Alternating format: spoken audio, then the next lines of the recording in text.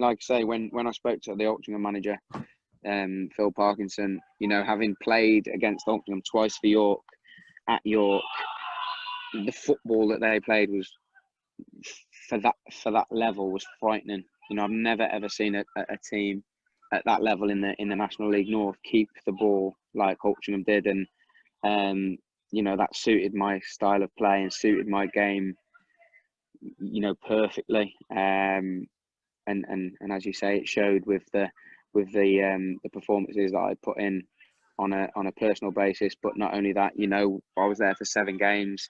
You know, we had a 4-month window where we did nothing, and you know, we still ended up getting promoted. And you know, from the minute I went in, you know, I knew I was joining a club that had the potential to get promoted. And like I say, I think it worked perfect for both parties. You know, I think I was the missing piece to their jigsaw puzzle, and you know, I think the club were great with me.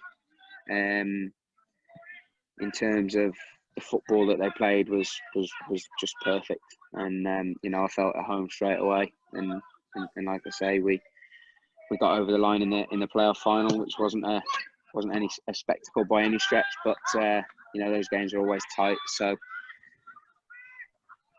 yeah, well, speaking of playoffs, the playoffs were a bit sort of different from normal, from what most people might be familiar with. So just to sort of explain, it was a 6-team playoff, and the sort of top 2 of the playoffs get sort of a bye to the semi-finals, if you like, and the bottom 4 of the playoffs go through. Just explaining that, just because they might think, well, why is the 3 games? If they're not too familiar with sort of National League. So then the first game in those playoffs would be against former team Chester. Yeah. So like you say, it's a little bit different format in the National League in terms of the 6 teams. 2 teams go into a semi-final straight away, and then you have 2 knockout fixtures. And of course, you know, it was typical that it was typical I was going to play against one of my former clubs, and ended up being 2 of them. But yeah, the first one was Chester at home. Again, very strange because of the environment that we were in, and you know, the pandemic that we'd just been through. So it was very subdued, a very different game, if you like. And you know, the atmosphere just wasn't the same as a normal game. But I think that sort of suited us, you know, because as I alluded on before, with Chester being a big club, and not that Altrincham aren't a big club, but you know, Chester have a big home following. You know, they would have taken a fair few thousand away in a playoff game as well. And I think they would have relied on the crowd a little bit more than we would. You know, it didn't matter whether our Altrincham team played in front of 10 men or, you know, 10,000 people. They proved that in their FA Cup run. You know, they went away just before I joined and played Portsmouth at Fratton Park, and by all accounts, I'm told they should have won that game. You know, they lost to a last minute penalty. So, you know, it was a case of us just sort of it being like a training game, if you like, really. The atmosphere wasn't going to make any difference to us, and then we went 3-0 up. They had a man sent off, and they ended up being better with 10 men than they were with 11. And it finished 3-2. So it looks like it was a close one, and you know, they had quite a bit of possession the last sort of 10 minutes, but you know, in the end it was quite comfortable. Yeah, I remember a mate of mine is a Chester fan, so and I'll be honest, you know, I might annoy some fans, but I was rooting for Chester, and I think if I remember, went 3-0 up, if I remember, and it sort of came back and it was sending off or what have you, and it's very close in the end, and then I remember my mate being gutted. And then another former team, like you said, York, 2-0. Get same sort of thing for them. It's obviously no fans there, and same again. You know, a big club. I imagine there'd have probably been more than 5,000 at Bootham Crescent. It was potentially the last game that they were going to play there as well, because they've got a new stadium. So that would have been packed to the rafters. You know, it would have been full of fans. It'd have been completely different atmosphere, very hostile for us as the away team. But you know, the fact that Altrincham went there twice in that season already and had won both games, the Cup and once in the FA Trophy, I think I think York were beaten that day psychologically. I just think sort of all the aspects were against them. The fact that they'd lost twice to Altrincham, there was no fans, so they weren't going to be able to sort of rely on any fans to get behind them and make it as hostile as possible for the away team. It just sort of felt that game was won before we'd even kicked the ball. And obviously that might sound wrong to say, but that I don't mean that in any disrespectful way at all. But just seeing that everything was against them. They obviously felt quite hard done by that they hadn't been promoted automatically as well because of the points per game, the way that it was, the way the season was concluded. And like I say, we were always confident of that game, and we were quietly confident that if we beat Chester, we'd go on to get promoted. And like I said, it turned out that we did do that, but the final was obviously a little bit of a stalemate.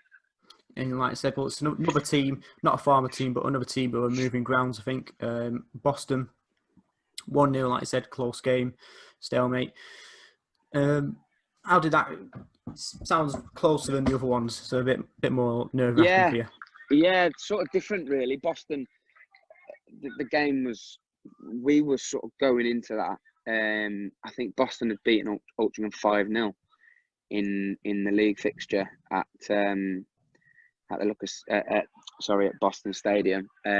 So we sort of, although we knew that we were capable of obviously winning that game, we sort of felt that we had a point to prove because obviously they'd gone there earlier in the season and got thumped 5-0.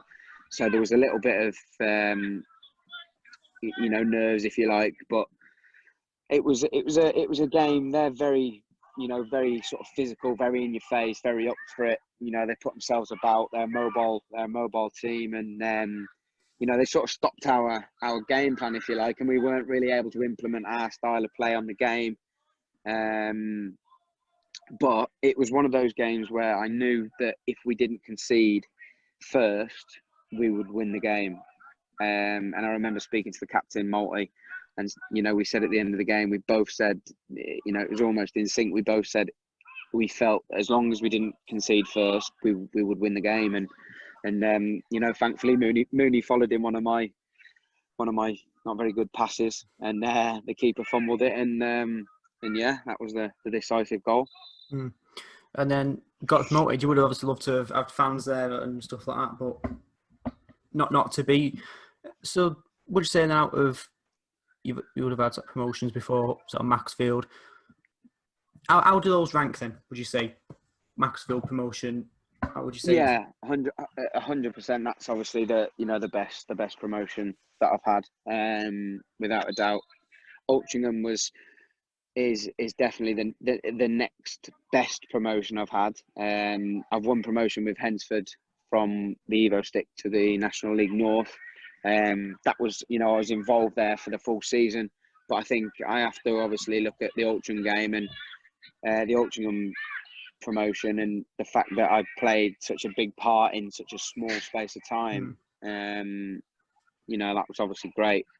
It was typical that the goal scoring run that I was on stopped at York, which was always going to happen. We knew that, but like I say, the promotions that I've had, they're all special to me in different ways, but definitely, obviously the Macclesfield one being massive underdogs and winning it by such a big margin with some big clubs in the league that season was very special.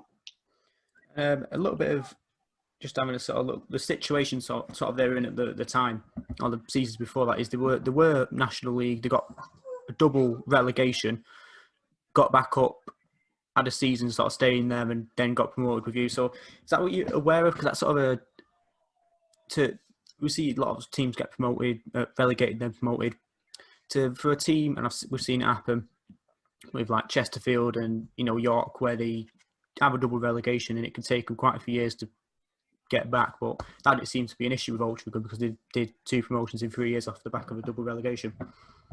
Yeah, I think I think what's different is the fundamentals at the club are slightly different there. They obviously identified a manager that they saw a lot of potential in, and they've stuck with him. His style of play is, like I said, it's probably the best footballing side that I've played in terms of the way that we played at Altrincham. And like I said, it's the football that we play is it was different because sometimes when you're playing a footballing side, if it's not going for you as a team when you play football, you resort to sort of going more direct. But we didn't. We stuck to it, and he encouraged that from the first whistle to the last whistle.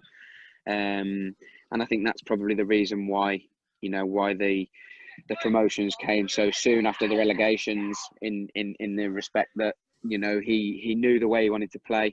He built a squad that has now been together. This is probably the fourth season a lot of those players have played with each other. So not only are they a close-knit team on the pitch, but they're also a real close friendship group off the pitch. And I think that that's ultimately helped. Was that you said? So, and that's a good point, sort of about how close they are, 3 or 4 seasons. That's something you're aware of then, as you're coming in as sort of the new guy, not for too long, you're only there for a few months. Does that sort of worry you, sort of that you sort of odd one out almost, if you like? Knowing that now, I mean, I didn't really. It all happened so quick going to Altrincham, to be honest. So I didn't really know a lot about the squad or anything like that in terms of how long they've been together. But obviously, then playing in that squad, you realise how much of a close knit team they are, and how much of a close friendship group they've got. A lot of them socialise outside of football more than they do inside of football. And we used to train twice a week, sometimes 3 times a week. So it was it's definitely important, and like I say, it's something that I believe will stand them in good stead this season.